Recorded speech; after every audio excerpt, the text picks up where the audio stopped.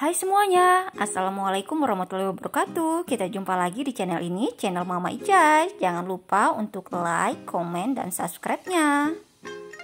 Baik, pada video ini kita akan belajar materi tentang pengertian ruang dan interaksi antar ruang.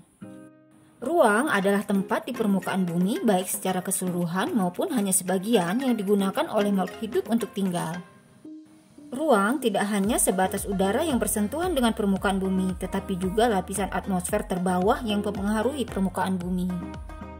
Berbagai organisme atau makhluk hidup juga merupakan bagian dari ruang. Dengan demikian, batas ruang dapat diartikan sebagai tempat dan unsur-unsur lainnya yang mempengaruhi kehidupan di permukaan bumi. Setiap ruang di permukaan bumi memiliki ciri khas tertentu yang berbeda antara satu wilayah dan wilayah lainnya. Tidak ada satu lokasi pun yang karakteristiknya sama persis antara satu dengan lainnya. Nah, karakter inilah yang kemudian menciptakan keterkaitan antara ruang di permukaan bumi. Setiap ruang membutuhkan ruang lainnya untuk memenuhi kebutuhan hidup. Misalnya, wilayah pegunungan umumnya merupakan penghasil sayuran, sedangkan daerah pesisir menghasilkan ikan laut. Nah, penduduk daerah pantai membutuhkan sayuran dari daerah pegunungan, dan sebaliknya penduduk daerah pegunungan membutuhkan ikan dari penduduk daerah pantai.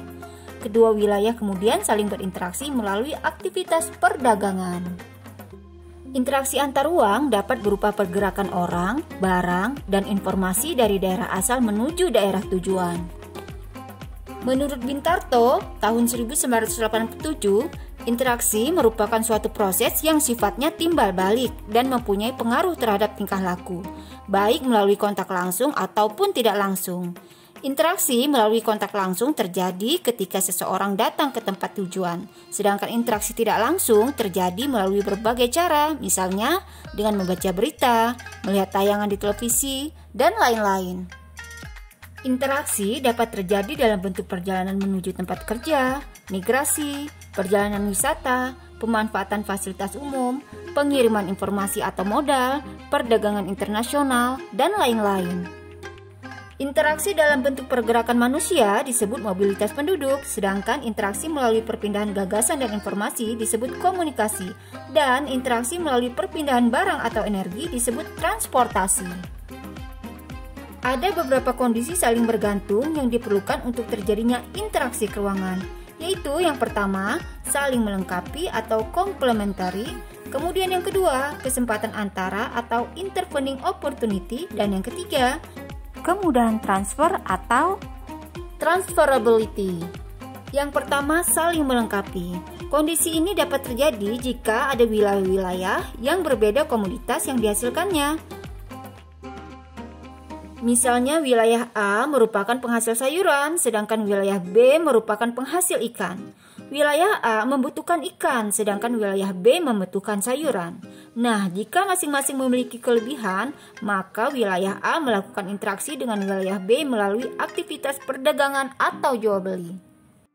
Kemudian yang kedua yaitu kesempatan antara.